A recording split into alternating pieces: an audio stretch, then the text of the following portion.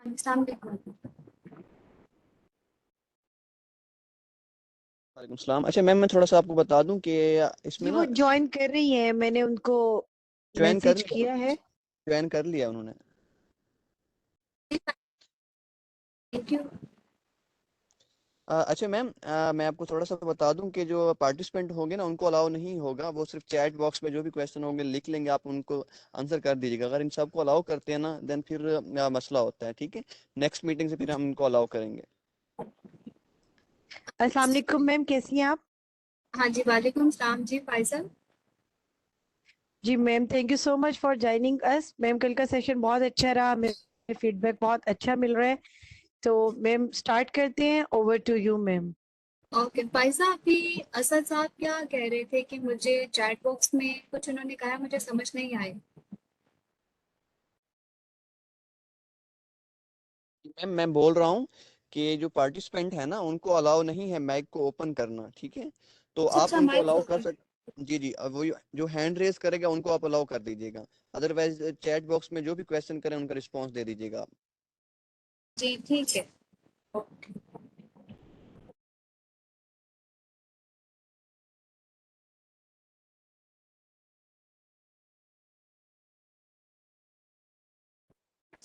Start करें, अगर slide show करवानी है तो वो भी शो करा लें।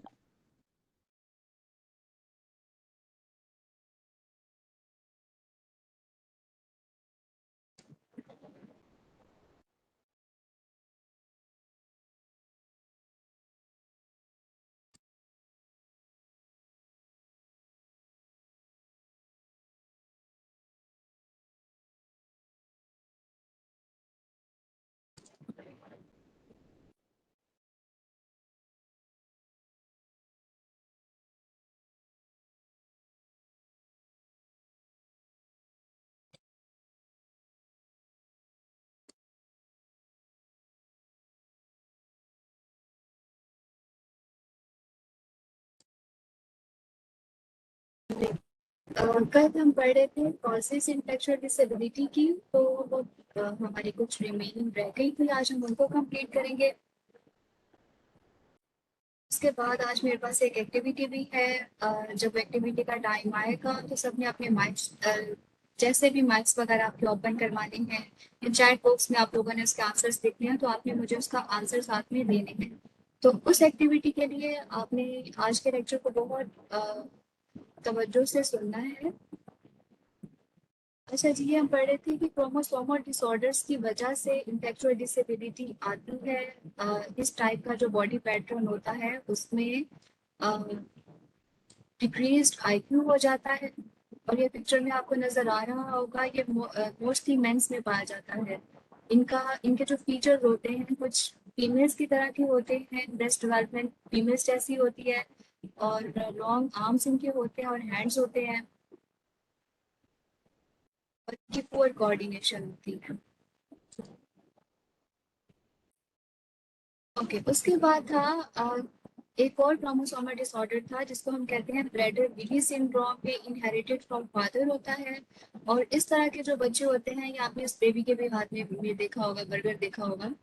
तो ये जो ओबेसिटी की वजह से ऐसा होता है, और ये बहुत ज्यादा खाते हैं क्योंकि इनको इतना ज्यादा क्रेविंग होती है खाने की, जिस वजह से इनका वेट बहुत ज्यादा इंक्रीज हो जाता है। तो जब वेट इंक्रीज हो जाता है तो साथ साथ में इनके हेल्थ इश्यूज भी चल रहे होते हैं, जैसे कि इनकी किडनीज इफेक्ट हो रही होती हैं, हार्ट की प्रॉब्लम्स चलना शुरू हो जाती हैं। और इस सिंड्रोम को हम कहते हैं ब्रेडर विले सिंड्रोम। इस तरह के जो बेबीज होते हैं, ये हमारे इंस्टीट्यूट में भी हमने एक बेबी ऐसा देखा था। ये मोस्टली फीमेल बेबीज में ऐसा स्ट्रक्चर होता है बॉडी का। इनके जो हैंड्स होते हैं वो आपस में बिल्कुल वेब की तरह ज्वाइन होते हैं, जैसे वेब होता है बिल्कुल वैसे। और उस बेबी का तो कुछ सर्जरीज हुई थी जिस वजह से फिंगर्स जो थी वो तो सेपरेट हो जाती हैं। लेकिन जो इंटेलेक्चुअल डिसेबिलिटी होती है वो फिर उस वजह से रहती है बॉडी में। और ये इसमें होता है, इसको कहते हैं टर्नर सिंड्रोम। ये वाला जो डिसऑर्डर है ये विलियम सिंड्रोम है। इन बच्चों की एक बहुत अच्छी बात यह है कि ये बहुत अच्छे म्यूजिक और सॉन्ग से बहुत अच्छे इनका कनेक्शन होता है। गो कि इनका आईक्यू लेवल लो होता है कि इसी वजह से वो इंटेलेक्चुअल डिसेबिलिटी में आ रहे होते हैं। लेकिन एक्चुअल फीचर्स देखें तो वो स्पेसिफिकली ऐसे ही होते हैं, ये बहुत सोशलाइज ग्रुप में पाए जाते हैं। अब फ्रेजाइल एक्स सिंड्रोम ये भी एक इंटेलेक्चुअल डिसेबिलिटी में ही आता है। ये भी हमारा एसोसिएट है क्रोमोसोम्स डिसऑर्डर के साथ, और ये फीमेल्स में कम होता है और जबकि मेल्स में ज़्यादा पाया जाता है। और इनके भी जो सोशलाइजेशन स्किल्स हैं या इनके जो बिहेवियर है और इमोशनल प्रॉब्लम्स ये इनमें बहुत हाई लेवल पर पाई जाती हैं। और इनकी रूटीन बहुत स्पेसिफिक रिजिड पैटर्न्स की तरह होती है। अगर इनकी रूटीन चेंज कर दी जाए तो इनको इशू आ जाता है, क्योंकि वो इमोशनल रेगुलेट नहीं होते और सोशलाइज नहीं होते, तो इसलिए। अच्छा जी, अब हमारी दूसरी कॉजेज हैं जो मेटाबॉलिज्म से रिलेटेड हैं, जिनकी वजह से इंटेलेक्चुअल डिसेबिलिटी आता है। उसमें कुछ बॉडी में जो शुगर लेवल है या बॉडी में जो केमिकल रिएक्शंस हैं उनकी वजह से भी बच्चों में ये वाला इशू आता है। लेकिन इस मेटाबॉलिज्म का फायदा ये है कि ये मेडिसिन के साथ और अर्ली डायग्नोसिस के साथ हम इनको ट्रीट कर सकते हैं, या इनको स्पेशल डाइट प्रोग्राम्स के साथ इनको हम डॉक्टर्स जो हैं, साइकेट्रिस्ट जो हैं, इनको ट्रीट कर देते हैं। अब ब्रेन फॉर्मेशन की वजह से जो डिसऑर्डर आता है वो ये, जैसे आपके सामने पिक्चर में नजर आ रहा है, इसमें बच्चे का सर का साइज बहुत छोटा है। ये भी एक इंटेलेक्चुअल डिसेबिलिटी कॉज करता है। ये जो है ये severe to profound intellectual disability में फॉल करते हैं ऐसे बच्चे। और इनका जो ट्रीटमेंट एक्सपेक्टेंसी है या फिर जो लाइफ की एक्सपेक्टेंसी है वो बहुत लो होती है। ये बच्चे बहुत जल्दी वफात पा जाते हैं। उसके बाद एक ये वाला सिंड्रोम है, ये भी हमारा ब्रेन के फॉर्मेशन से एसोसिएटेड है। इससे रिलेटेड मैंने अपनी लाइफ में दो बच्चे ऐसे देखे हैं। एक बच्चा तो माशाल्लाह अभी तक हयात है, ही इज लाइक 13 ओल्ड, और एक जो था वो 5 इयर्स का था और उसकी डेथ हो गई थी, क्योंकि उसका सर का साइज बहुत बड़ा था। और जैसे जैसे आपका बच्चों की जो बॉडी है वो ग्रो करती है तो उसका जो हेड का साइज है वो छोटा होता जाता है। अगर आप बच्चों का डेवलपमेंट चार्ट देखें तो उसमें ऐसे ही होता है। लेकिन जिन बच्चों का इस तरह से नहीं हो पाता, हेड का साइज लार्ज रहता है, तो वो भी उनके लिए प्रॉब्लम्स क्रिएट कर रहा होता है। और जो बच्चा अभी तक जिनका मैं आपसे जिक्र कर रही हूँ कि वो 13 to 14 ईयर्स ओल्ड है, आई थिंक, वो उनका जो सर का साइज बड़ा है उसमें कुछ ब्रेन में जो केमिकल रिएक्शंस की वजह से कभी उनके सर के बाल आ जाते हैं, कभी सारे के सारे खत्म हो जाते हैं। मतलब इस तरह के मेडिकल इश्यूज उनके साथ रहते हैं, और ये भी सिवियर इंटेलेक्चुअल डिसेबिलिटी में फॉल कर रहे होते हैं। अभी जो कल एक खातून यहाँ पे जिक्र कर रही थी, मुझे उनका नाम भूल गया, कि मिस जो इन्वायरमेंटल फैक्टर्स होते हैं क्या वो भी इंटेलेक्चुअल डिसेबिलिटी में आते हैं? तो ये उनके लिए ये वाली स्लाइड है। इन्वायरमेंटल फैक्टर्स भी आते हैं, जैसे कि अगर जो मदर है वो ड्यूरिंग प्रेगनेंसी बहुत ज्यादा अल्कोहल का यूज करती है, या बहुत उसके साथ एक्सपोयर है अब्यूज का, या कोई और ड्रग एक्सपोयर है उनके साथ, या फिर रेडिएशन जो होती है उनका एक्सपोयर है, तो उस वजह से भी इंटेलेक्चुअल डिसेबिलिटी आ सकती है। कॉज है, या आपने देखे होंगे बेबीज जो पैदा होते हैं तो कह दिया जाता है कि जी बेबी ब्लू बेबी है, क्योंकि ये ऑक्सीजन की कमी की वजह से इन बच्चों का रंग ऐसा हो जाता है, और ये भी इंटेलेक्चुअल डिसेबिलिटी में फॉल करते हैं। उसके बाद एक साइकोसोशल प्रॉब्लम्स हैं, ये भी लीड करती है इंटेलेक्चुअल डिसेबिलिटी की तरफ, जिसमें अगर न्यूट्रिशनल प्रॉब्लम्स आ रही हैं बच्चों के साथ, या उनका एडवर्स लिविंग स्टाइल है, या हेल्थ केयर उस तरह से मुहैया नहीं है, या कॉग्निशन जो स्टिमुलेशन है उसमें बहुत ज़्यादा लैग है, उनको नहीं कुछ पढ़ाया जा रहा, बताया जा रहा, सिखाया जा रहा, तो वो भी चीज़ उनके मेंटल हेल्थ को इफेक्ट करती है। चाइल्ड अब्यूज है, नेग्लेक्ट है, ट्रोमेटिक ब्रेन इंजरी है, या फिर कोई और पॉइजनिंग ड्रग्स वगैरह का यूज हो गया है, तो उससे भी इंटेलेक्चुअल डिसेबिलिटी होती है। हमारे क्लिनिक में एक केस ऐसा भी था कि उनके घर पे बेबी के घर में एक कैट थी। कैट से कोई वो जो इन्फेक्शन था वो बेबी में शिफ्ट हुआ, जिस वजह से उस बच्ची को इंटेलेक्चुअल डिसेबिलिटी बाद में डायग्नोज हो गई थी। उसके वो जाकर ब्रेन के केमिकल्स को रिएक्ट हुआ।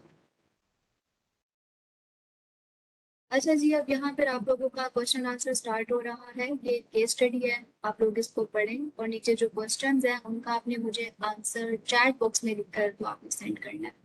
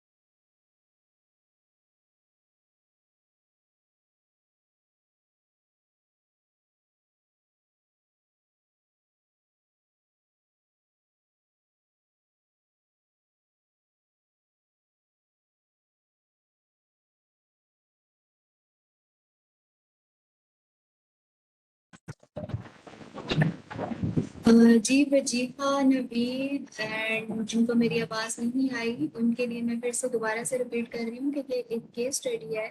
उस केस स्टडी के लास्ट में 3 क्वेश्चंस हैं। आप उन क्वेश्चंस को पढ़ें और फिर मुझे चैट बॉक्स में आंसर करें कि आप इसका क्या आंसर करेंगे। आपके ख्याल में क्या इसका बेस्ट आंसर है?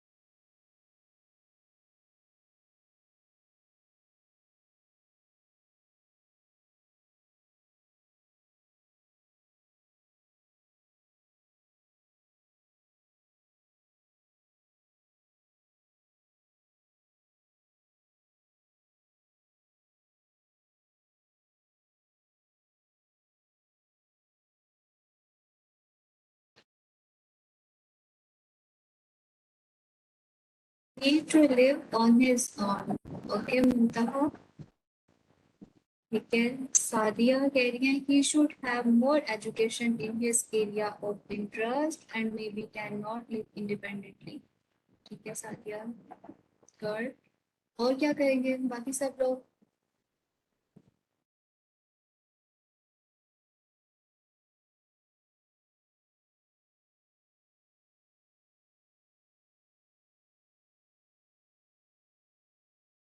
जी हाँ, सिर्फ आपको ही आवाज नहीं आ रही मेरा ख्याल है, बाकी सबको आ रही है। अक्सा कह रही है I guess he wants more education to learn more things. Okay Aqsa, good. I think he's interested in botany studies and give experience in his field to do a job, but cannot live independently. Okay, Vajiha. Good. और Hafsa कह रही हैं he should have more education but also vocational training like internships and uh, apprenticeship in botanical science of forestry. ठीक है Hafsa. Almas कह रही है learn more education in botany. ठीक है. Ikra कह रही है he have much skills and have interest in trees so can live independently by things with the trees. By doing something with the trees. Okay, Ikra. He should learn more education. ठीक है अब्दुल वसी. He should get job in appropriate department as he has good command. ठीक है रोज. I think he want more education because he is receiving education services from the time when he is in school and that learning help him to polish his memory and learning skills. So by getting more education, he will be able to become more successful in life. Okay, Mariam, good.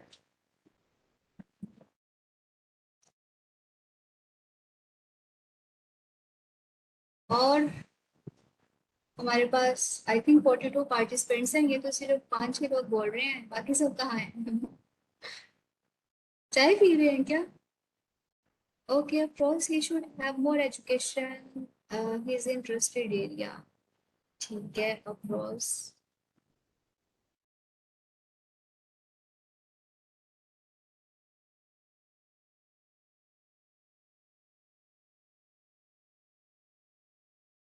I think he should have more education because he will be able to become successful in future. ठीक है. I believe he should not live alone. He can have a mentor or guardian look after him if he decides to study overseas or out of our village. ठीक है, अच्छा. He should educate himself more in order to enhance and polish his skills, which result in good job. ये कौन है बची? सैयदा फिजा Ali Naqvi. Excellent. आपने लगता कल का लेक्चर सुना था. He should have to learn more about his skill. Very good Wajiha, अब आपको आवाज आई है. Very good. मुनीबा कह रही है I think he should have more education and should not live alone. Okay Muniba, very good. जिन्होंने कल का लेक्चर अटेंड किया था उन्हें याद होगा जब हमने इंटेलेक्चुअल डिसेबिलिटी के लेवल्स पढ़े थे तो हमने ये भी पढ़ा था कि एक एज होती है उसके बाद जाकर बच्चे नहीं पढ़ सकते जिनका डायग्नोसिस होता है. By his 20s he can live alone when he is shown independent living skills and good social adaptiveness. Okay, good Hafsa. लेकिन हम यहाँ पे स्टॉप करते हैं. सैयदा फिजा अली का आंसर बिल्कुल अप्रोप्रिएट है कि हम उसके स्किल्स पर काम करना है. उसकी जितनी बेसिक एजुकेशन थी, जहाँ तक उसकी कैपेसिटी थी, उसने पढ़ लिया. क्योंकि ये हमने कल भी पढ़ा था कि बेसिक एजुकेशन वो पढ़ लेते हैं लेकिन जब सेकेंडरी लेवल की एजुकेशन आती है तो उन बच्चों के साथ कुछ प्रॉब्लम्स होना शुरू हो जाते हैं. लेकिन जो आपके सामने केस स्टडी प्रेजेंट है इसमें उन्होंने वो 15 ईयर्स का बच्चा हो गया है लेकिन उसको इंटेलेक्चुअल डिसेबिलिटी भी है और उसने स्पेशल एजुकेशन सेंटर में अपनी एलिमेंट्री जो स्कूल है उसको कंप्लीट किया है. उसके बाद उसका सेकेंडरी स्कूल स्टार्ट हो रहा है जो कि उसके लिए मुश्किल हो जाएगा बाय द टाइम. तो उन्होंने उसका असेसमेंट कर ली उसके कैरियर की, उसके एप्टीट्यूड की. तो उनको पता चला कि हमारा जो बच्चा है वो इंटरेस्ट लेता है प्लांट्स में, स्पेशली ट्रीज में. तो उन्होंने उस स्किल को भी साथ पॉलिश करना शुरू कर दिया ताकि फ्यूचर में उसका ये वाला जो स्किल है वो इन्हांस हो जाए और उसकी जॉब हम वहाँ पर स्टार्ट करवा दें ताकि वो कुछ अर्निंग कर ले, ताकि वो कुछ इंडिपेंडेंट बन जाए अपनी लाइफ में.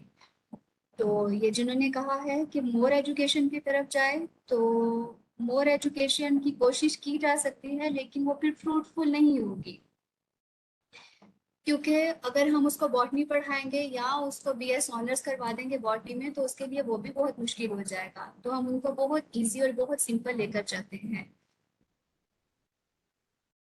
सॉरी मैंने मिस कर दिए एमन, फरहाना और हफ्सा का कमेंट. ठीक है, हफ्सा का पढ़ लिया था. एमन कह रही है कि he should be spotted in doing whatever he wants to do because when we apply the hard work effort in the right direction then one can be supposed to achieve things. Very good, Eamon. लेकिन आप अपने mind में रखें कि उस बच्चे को diagnose क्या है, इंटेलेक्चुअल डिसेबिलिटी, और वो उसकी एजुकेशन बेसिक कहाँ से स्टार्ट हुई है, स्पेशल एजुकेशन सर्विसेज से। एलिमेंट्री स्कूल उसने पढ़ लिया है, अब उसने सेकेंडरी स्कूल तक जाना है। As he have more interest in plants, so he get job in department like botany and plants nursery. जी निदा, उसका हम जॉब पे उसके स्किल्स पे काम करना शुरू कर देते हैं। Ali was interested in plants and animal study and want to get more education about plants and trees. जी रायान, उसकी एजुकेशन हम खत्म नहीं कर रहे। आप ये आपके पास जो है ना नेक्स्ट स्लाइड ये है उसके आंसर की। आप सबके आंसर्स बहुत अच्छे थे, आप सबने बहुत अच्छी एफर्ट की। अब ये इसका आंसर था बेस्ट वाला। अब आप इसको खुद से सब पढ़ें और बताएं कि आप क्या कहते हैं इस बारे में।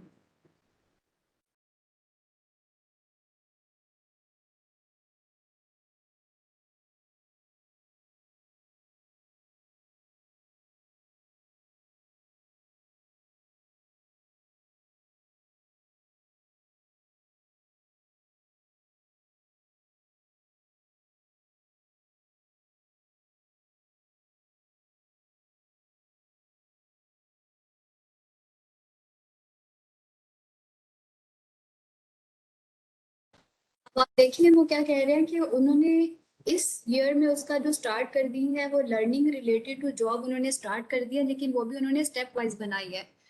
सबसे पहले उसको वो ग्राउंड मेंटेनेंस सिखाएंगे, नेक्स्ट ईयर में उसका वो किसी जगह पर पार्ट टाइम उसकी जॉब स्टार्ट करवा देंगे, नॉट फुल टाइम, ताकि वो एग्जॉस्ट भी ना हो और उसको थोड़ा बहुत एक्सपीरियंस भी आ जाए। मतलब पूरा वन ईयर का उन्होंने स्टेप वाइज प्लान किया है।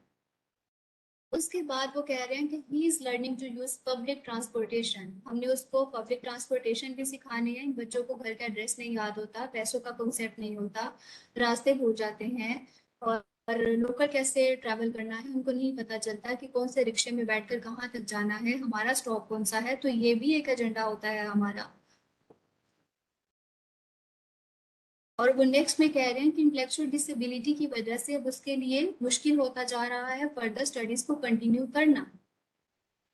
तो जो सबने कहा है ना कि उसका हम वो इंटरेस्ट लेवल को मद्देनजर रखते हुए उसकी एजुकेशन रखेंगे, तो वो बाकी में ठीक कहा है, क्योंकि हम उसको उसके इंटरेस्ट को मद्देनजर रखते हुए ही उसका ऑक्यूपेशन स्टार्ट कर रहे हैं। उसके लिए हम स्टेप वाइज उसका प्लान कर रहे हैं कि उसको किस तरह से जॉब की तरफ लेकर आना है, किस तरह से उसके स्किल्स पर काम करना है ताकि वो इंडिपेंडेंटली रह सके।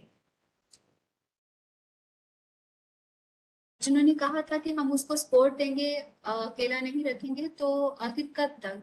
कभी ना कभी तो उनको लोकल ट्रांसपोर्ट पे जाना है, कभी ना कभी तो उन्हें उठकर अपने लिए ब्रेकफास्ट बनाना है। तो लाइफ टाइम के लिए उनको ये सपोर्ट नहीं मिल सकती ना, तो इसलिए उनको हमें इंडिपेंडेंट भी बनाना होता है।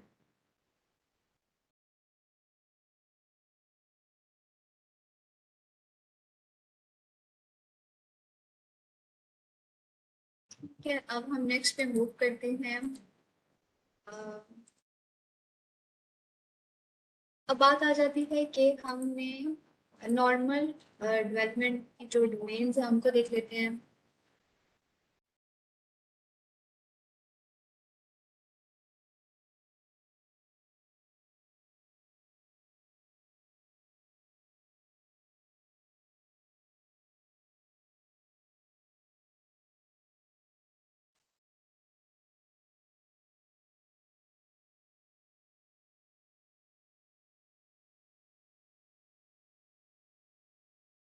अगर किसी को याद हो तो कल हमने पढ़ा था कि कौन से लेवल तक हम इनको इनके एजुकेशन पर काम करते हैं। मुझे जरा जल्दी से यहाँ पर कमेंट सेक्शन में लिखकर बता दें।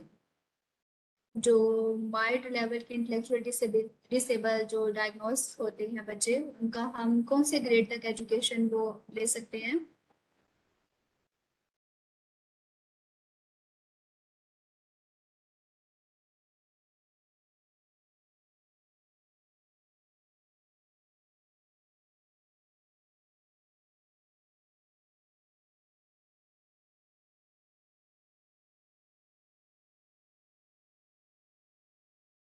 ठीक है नादिया, शुक्र है नादिया, एमन, मुंतहा, इन सबको आवाज आ रही है। Wajiha, I am really sorry, आपको अगर आवाज नहीं आ रही तो प्लीज आप अपना नेटवर्क चेक करें। Okay Nida, good. 6th grade तक वेरी गुड। मुंतहा, मैं कल वाला लेक्चर अटेंड नहीं कर सकी, आज बहुत लेट ज्वाइन किया। ओके मुंतहा। एमन कह रही है 3 to 6 mild and 1 to 3 moderate. Excellent एमन, वेरी गुड। एमन के लिए क्लैपिंग। नाजिया 6th ग्रेड तक, वेरी गुड नाजिया, आपने अच्छा आंसर किया है। जी हाँ, 6th ग्रेड, माही 6th ग्रेड, एमन और सवेर में कोई एजुकेशन नहीं कर सकते। यस एमन। मुंतहा, कल वाला लेक्चर मिल सकता है जी, आपको मिल जाएगा। नाजिया के लिए थैंक यू मैम। ओके ठीक है। Afnan, can you please share this slide on WhatsApp. जी अफनान, जैसे ही आप लोगों का ग्रुप बन जाएगा, ये आपको एडमिनिस्ट्रेशन से रब्ता करना होगा, जैसे वो आपको गाइड करेंगे फिर हम वैसे ही करेंगे।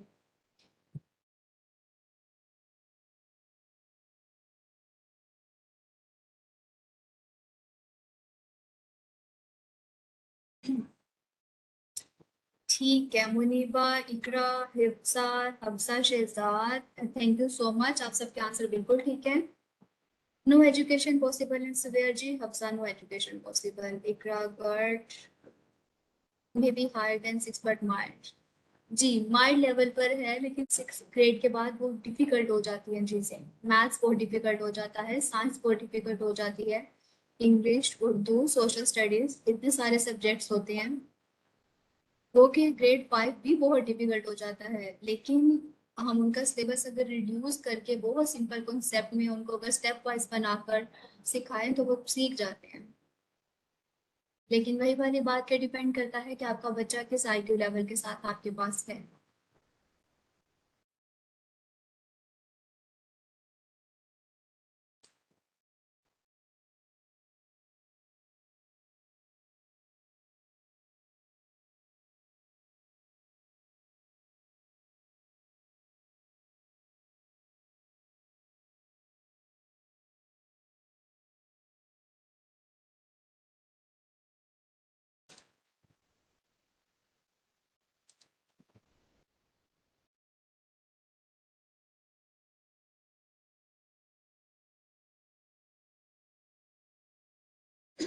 ओके, अब हम जल्दी से पढ़ लेते हैं कि हमने इनके असेसमेंट कैसे करनी है, हमें कैसे पता चलेगा।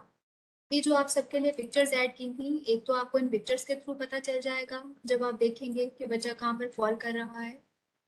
इस तरह के फेशियल फीचर्स हैं, और केस स्टडी में भी पता चल गया आपको। उसके बाद हम जो मेन इम्पोर्टेंट चीज़ है, जितने भी बच्चे यहाँ पे साइकोलॉजी के बैकग्राउंड के साथ हैं उन सबको पता होगा कि जो डेवलपमेंटल थ्योरीज हैं ये कितनी इंपॉर्टेंट है। नेक्स्ट क्लास के लिए शो नहीं हो रही स्लाइड।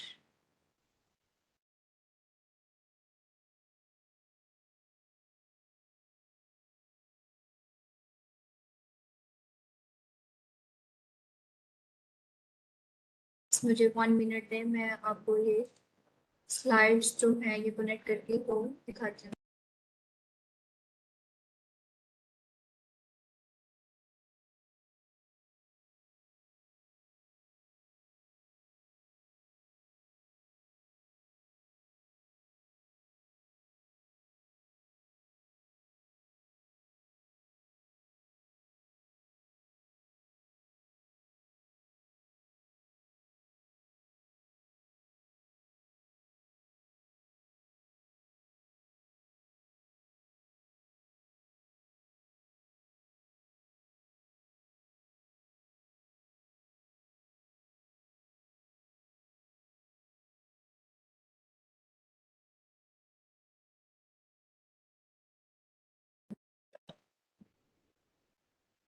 अच्छा जी, ये स्लाइड्स थोड़ा सा यहाँ से कम कर रही थी, उसके लिए मुआजरत, लेकिन ये आपके सामने है चाइल्ड डेवलपमेंट थ्योरीज।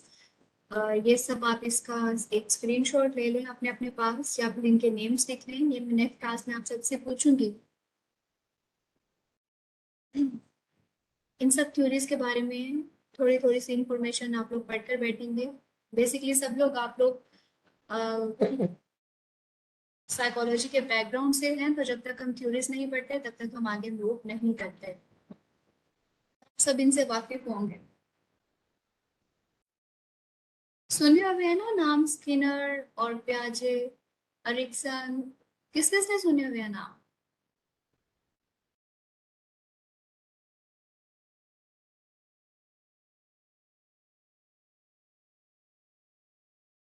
अच्छा, किसी ने भी नहीं नाम सुने हुए? ओके, माही ने सुना हुआ है, वेरी गुड माही। जन्नत ने भी सुना हुआ है, गुड जन्नत। माही और जन्नत दूसरों को भी पढ़ा देना प्लीज। मुमताहा ने भी सुने हुए हैं, गुड। हफ्सा ने भी पढ़े हुए हैं, ओके। अलमास ने भी पढ़ा हुआ है, ठीक है, वेरी गुड। इसका मतलब है सब ने पढ़े हुए हैं।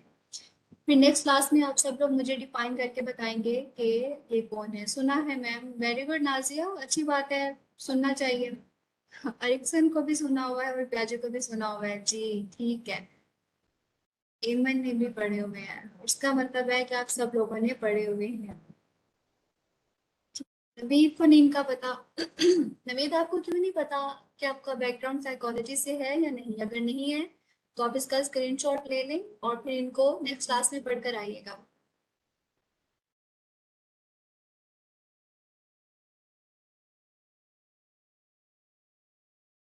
तो मैंने नेक्स्ट स्लाइड ओपन भी नहीं की, किसने जाकर मेरी नेक्स्ट स्लाइड ओपन कर दी है? रोज।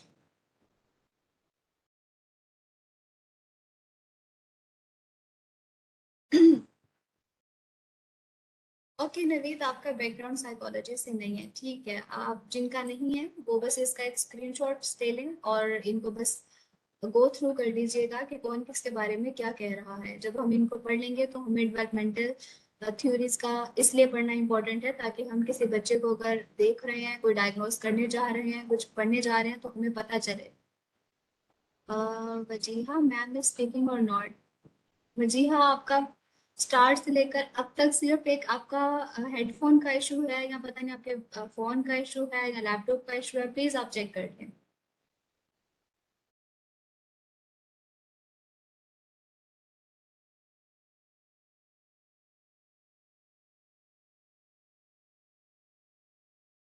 ठीक है, उसके बाद ये भी एक थ्योरीज है, इनको भी हमने देखना है। इंफॉर्मेशन प्रोसेसिंग थ्योरी है, ये भी बहुत इंपॉर्टेंट थ्योरी है ताकि हमें पता चले कि नॉर्मल प्रोसेसिंग क्या है और हमारा जो बच्चा जो हमारे सामने इंटेलेक्चुअल डिसेबल बैठा हुआ है उसकी प्रोसेसिंग क्या है और उसका कहाँ पर इशू आ रहा है।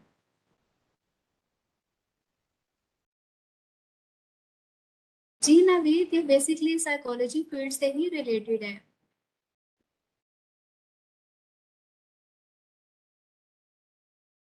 लेकिन आपकी, आप अगर आप इनको पढ़ लेंगे तो आपकी ये अपनी लाइफ में भी इम्पोर्टेंट होगी। जब आप किसी बच्चे को देखेंगे या कोई और आपके अपने बेबीज होंगे तो आपको अंदाजा होगा, जब आप इनको पढ़ेंगे तो आपको मजा आएगा कि किस एज में बच्चा क्या करता है और किस एज में क्या करता है।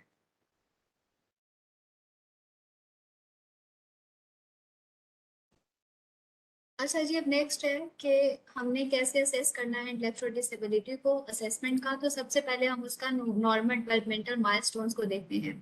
अब नॉर्मल डेवलपमेंट में कौन कहता है? अच्छा, नवीद की शादी नहीं हुई। I am in wrong place. नहीं नहीं, रॉन्ग प्लेस में नहीं है, कोई बात नहीं, शादी नहीं हुई। और आपके घर पे बहन भाई हैं, उनके बेबीज को देख लें। आप अपनी लाइफ का एनालिसिस कर लें। आपको बहुत सी चीजें क्लियर होंगी जब आप इनको पढ़ेंगे तो, अपनी सेल्फ से रिलेटेड, दूसरों से रिलेटेड। ओके, अब नॉर्मल डेवलपमेंट क्या होती है? जो हमारे माइलस्टोन्स होते हैं, जैसे किसी बच्चे का जो बच्चा है जो आपके सामने लेटा हुआ है, 1 to 5 months का ये बेबी है, इस तरह से लेटा हुआ है। 6 months में हमें पता है कि बेबी विदाउट सपोर्ट बैठना शुरू हो जाता है। 9 months में वो क्रॉल करना शुरू कर देता है। 10 to 11 months में वो स्टैंड अप हो जाता है। मामा पापा बहुत हैप्पी होते हैं। मतलब जो जब जब ये वाले माइलस्टोन्स डेवलप होते चले जाते हैं तो वो बच्चा जो है उसकी ग्रोथ बिल्कुल ठीक जा रही होती है। लेकिन जहां पर हमें इशू आता है इंटेलेक्चुअल डिसेबल बच्चों के साथ, उनके ये डेवलप तो हो जाते हैं लेकिन वो बहुत टाइम लेते हैं, डिले होते हैं।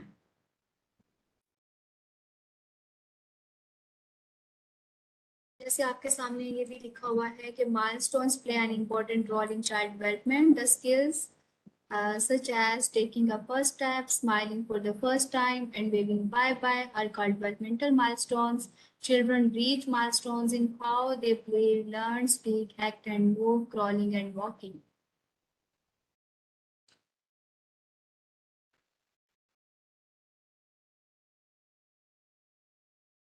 अच्छा जी, अब 5 इम्पोर्टेंट ये जो डोमेन्स है माइलस्टोन्स की, उसमें आ जाती है gross motor development, fine motor development and social and cognitive development, language and vision and hearing. अब ग्रॉस मोटर क्या होती है और फाइन मोटर क्या होती है, पता है आपको?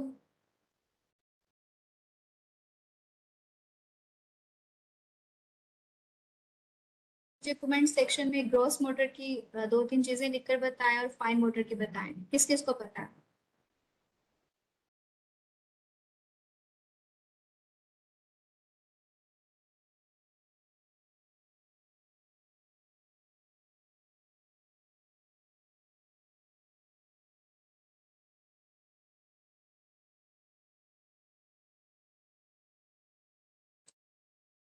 ठीक है, एमन, एमन आपका कमेंट सबसे पहले आता है, वेरी गुड। जिस बच्चे का कमेंट सबसे पहले आता है ना, उसके लिए मेरी तरफ से चॉकलेट। अब आपको कैसे सेंड करनी है चॉकलेट, ये हम बाद में डिसाइड करेंगे।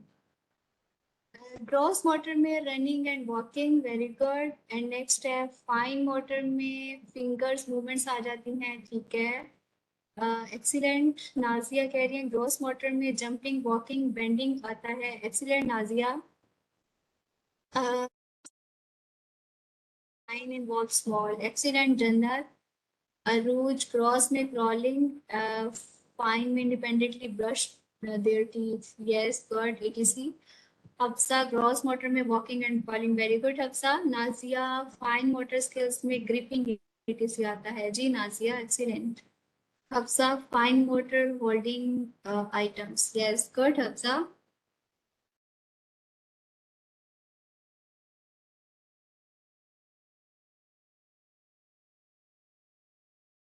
ठीक है, चले यहाँ तक आपको क्लियर हो गया। अब हम नेक्स्ट पे मूव करते हैं।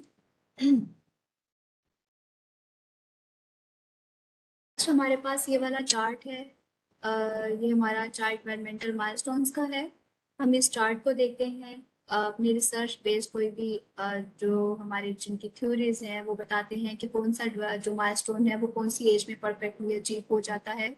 और हमारा बच्चा, अगर किसी बच्चे से, अगर आप लोग किसी क्लिनिकल सेटअप में बैठे हुए हैं, कोई इंटेलेक्चुअल डिसेबल बच्चा आपके पास आया है, आपने उसको डायग्नोसिस के लिए जब आप हिस्ट्री लेते हैं तो आप पूछते हैं पेरेंट्स से कि बच्चे ने अपना जो सर है वो कब तक संभालना शुरू कर दिया था, या गर्दन कब संभाली थी, और सोशल स्माइल दी थी, और जो बेबी का फर्स्ट क्राई था वो क्या ऑन द स्पॉट था या थोड़ी देर बाद हुआ था या कितने मिनट्स लेट था।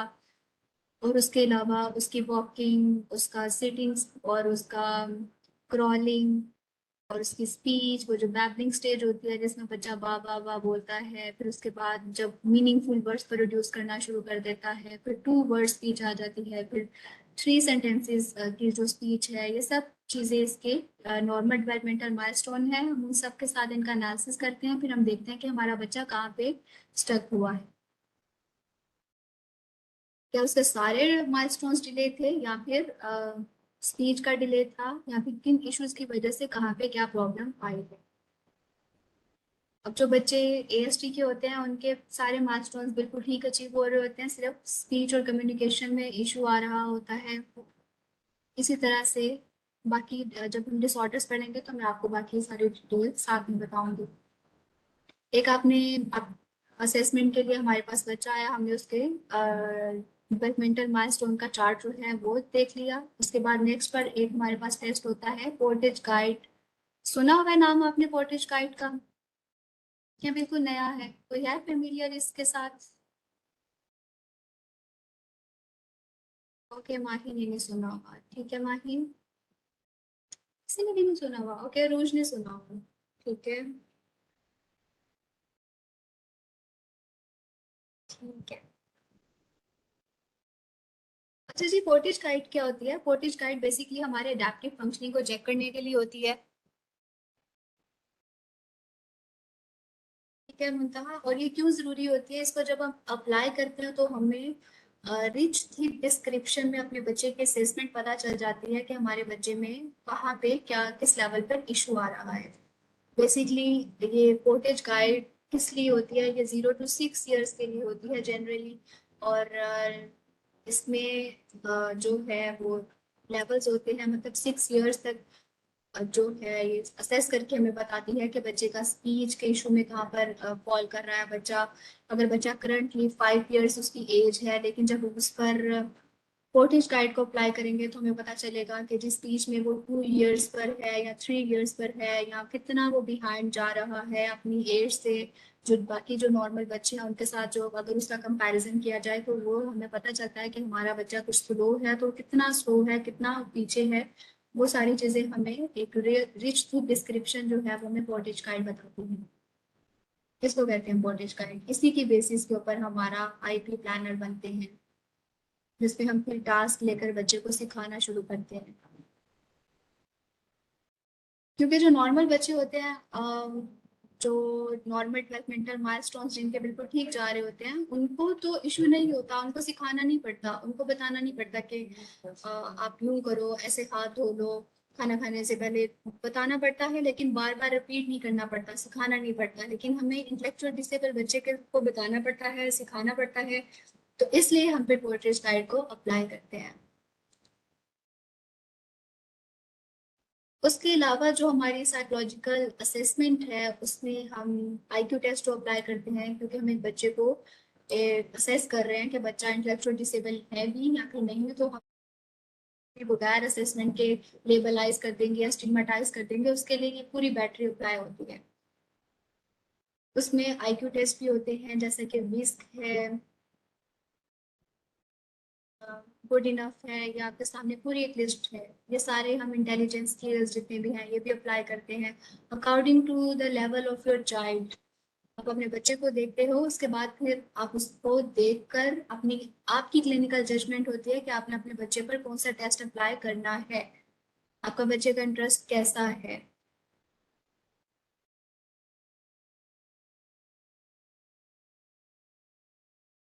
आज का लेक्चर बस यहीं तक था, असेसमेंट का या पार्ट था। तो अब आप मुझे बताएं आपको कहाँ पर इशू आया है। हमने सबसे पहले पढ़ा था, जो लोग कह रहे थे कि कल का लेक्चर मिस हुआ है, मैं आपको बता दूं, कुछ लोगों ने आउटलाइन भी पूछी थी। हमने न्यूरो डेवलपमेंटल डिसऑर्डर्स पढ़ने हैं, उनके असेसमेंट और उनको मैनेज करना सीखना है। हमने इंटेलेक्चुअल डिसेबिलिटी से स्टार्ट किया था, कल हमने पढ़ा था, और आज हमने उसकी असेसमेंट पढ़ी है और फर्दर टाइप्स पढ़ी हैं। और उसके बाद हम नेक्स्ट लेक्चर नेक्स्ट वीक में जो होगा फ्राइडे और सैटरडे को हम एएसडी को पढ़ेंगे, ऑटिज्म स्पेक्ट्रम डिसऑर्डर, उसकी टाइप्स और उसके असेसमेंट पढ़ेंगे। फिर लर्निंग डिसेबिलिटी है, मोटर डिसऑर्डर है, ये हमारे फर्दर लेक्चर्स में जाते जाएंगे। फिर बाद में हम बिहेवियर थेरापीज पढ़ेंगे, जिसमें हम इनका थेराप्यूटिक इंटरवेंशंस पढ़ेंगे कि इनका जो ट्रीटमेंट है वो क्या कैसे पॉसिबल है, वो फिर हम बाद में पढ़ेंगे। तो कल हमने इंटेलेक्चुअल डिसेबिलिटी से स्टार्ट किया था, और ये उसके फीचर्स थे, माइल्ड, मॉडरेट और सवेयर के। उसके बाद ये वाली कॉजेज थी, जिसमें ये सब आपको हम कॉजेज को देख चुके हैं डिटेल में। उसके बाद आज ही हमने असेसमेंट पढ़ी है कि असेसमेंट कैसे करते हैं, तो यही तक था। अब आप, जी हाँ मैम, एचआर डिसऑर्डर के साथ उसकी इंटरवेंशन नहीं करेंगे। एचआर डिसऑर्डर, वजीहा, आप प्लीज पूरी टर्म लिख दे तो मैं अंडरस्टैंड कर लूंगी कि कौन सा डिसऑर्डर एचआर डिसऑर्डर। जी मदीहा, हम पढ़ेंगे इंटरवेंशन इनकी पढ़ेंगे। ये आप अगर आउटलाइन देखें तो मोटर डिसऑर्डर के बाद बिहेवियर थेरेपी है। जब हम बिहेवियर थेरेपी पढ़ेंगे तो बेसिकली ये फुल फ्लेज बुक्स हैं। एबीए थेरेपी भी है, play therapy, speech therapy and sensory integration therapy. ये सारी थेरेपीज उनकी इंटरवेंशंस है, उनका ट्रीटमेंट। जब आप इनको पढ़ेंगे तो अकॉर्डिंगली योर चाइल्ड, उसका लेवल आपको पता चलेगा कि आपने इस बच्चे के साथ कैसे और काम करना है। जैसे इंटेलेक्चुअल डिसेबिलिटी आज पढ़ी है, तो उसका जो ट्रीटमेंट प्लान है वो ये फर्दर जो लास्ट के थेरेपीज हम पढ़ेंगे उन सब में इसका ट्रीटमेंट प्लान होगा। उसकी स्पीच पर आपने काम करना होगा, उसको प्ले के थ्रू सिखाना होगा, उस पर बिहेवियर थेरेपी इंप्लीमेंट करनी होगी, इंशाल्लाह पढ़ेंगे। और कुछ?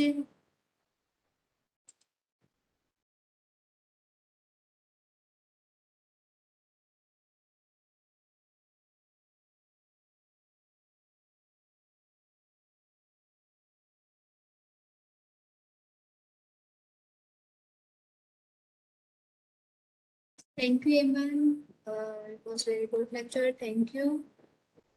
और किसी को क्या समझ नहीं आई वो भी बता दें मुझे, मैं वो जो भी क्वेश्चंस हैं मैं भी आंसर कर देती हूँ। जी Navi, thank you so much. Wajiha, thank you. Laika, thank you. Malaika, Tahreen, informative session. Okay Rayan, next class कब होगा? नेक्स्ट क्लास फ्राइडे को होगा Rayan. will be the sessions stand हुआ मुझसे। मैम क्लास एंड हो गई है तो खत्म करें। जी जी बिल्कुल खत्म करते हैं। किसी का अगर कोई क्वेश्चन है तो भी, एक बच्चे का क्वेश्चन मुझे मिस हुआ है, वो मुझे समझ नहीं आई थी। Thank you Nazia. All about kids will be the sessions. ये नवीद का क्वेश्चन था। नवीद, आप क्या कहना चाह रहे हैं?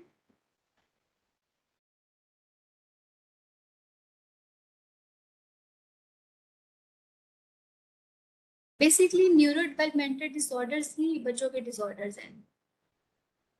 यह चाइल्ड साइकोलॉजी के अंडर आते हैं। नवीद, शायद आप यही पूछना चाह रहे थे और मेरे पास इसका यही जवाब है। जी असद साहब, क्लास एंड हो गई, अब हम इसको एंड करते हैं। इंशाल्लाह नेक्स्ट फ्राइडे 5 o'clock सबसे दोबारा से मुलाकात होती है।